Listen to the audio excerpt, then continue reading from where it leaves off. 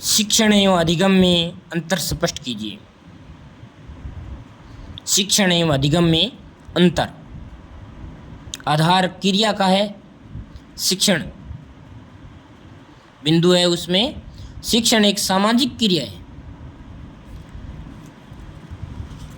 और इसमें कई क्रियाओं का समन्वय होता है, जबकि क्रिया में ही दूसरा बिंदु अधिगम है, तो यह व्यक्तिगत क्रिया है। ठीक है। दूसरा अपने शिक्षण का बिंदु देखते हैं, उद्देश्य देखते हैं। आधार है उद्देश्य। इसका उद्देश्य दूसरों को प्रभावित करना तथा उनके व्यवहार को परिवर्तित करना है। अधिगम का है, इसका उद्देश्य निजी हित में नवीन व्यवहार अर्जित करना है। निजी हित में नवीन व्यवहार अर्जित करना है, मतलब कुछ कौशल सीखना है। आधार है क्रिया, अधिगम बिंदु है शिक्षण। शिक्षण क्रियाओं का एक क्रम है, इसमें क्रियाएं आणविक रूप से गठित होती हैं। शिक्षण क्रियाओं का एक क्रम है, इसमें क्रियाएं आणविक रूप से गठित होती है। दूसरा बिंदु अपना आता है अधिगम का, तो अधिगम में केवल एक ही क्रिया होती है, हम या तो सीखते हैं या नहीं सीखते हैं। आधार क्या है? उपस्थिति संस्था। उपस्थित संस्था। शिक्षण में कम से कम दो व्यक्तियों की उपस्थिति अनिवार्य है। पहला तो है शिक्षक, दूसरा छात्र। अधिगम में क्या है कि एक व्यक्ति होता है। अधिगम व्यक्तिगत प्रक्रिया है, प्रत्येक प्राणी निजी हित में ही सीखता है, मतलब खुद के स्वार्थ के लिए सीखता है और निस्वार्थ भी सीख सकता है। ऐसा कोई आवश्यक नहीं है कि स्वार्थ के लिए सीखता हो।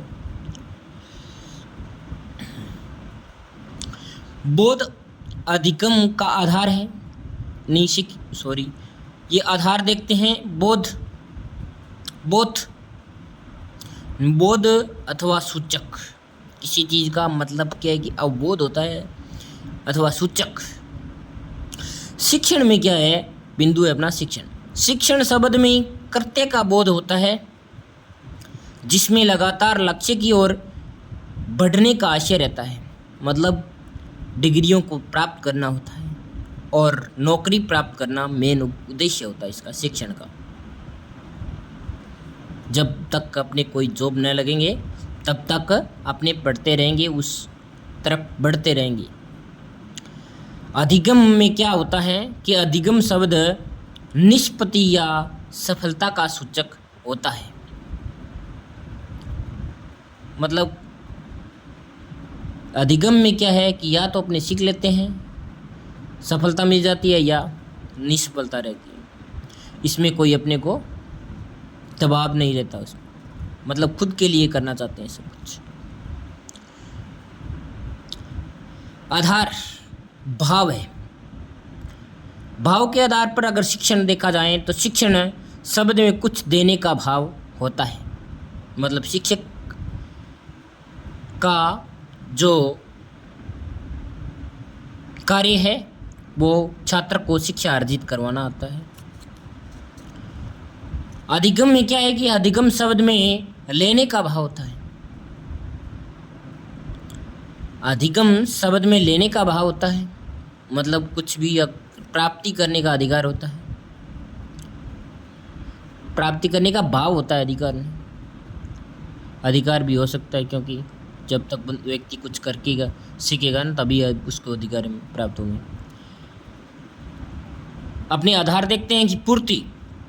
शिक्षण व अधिगम दोनों मिलकर शिक्षण चक्र बनाते हैं, उसे ही शिक्षण एवं अधिगम दोनों मिलकर शिक्षण चक्र बनाते हैं और उसी से सब सफलताएं अर्जित होती हैं।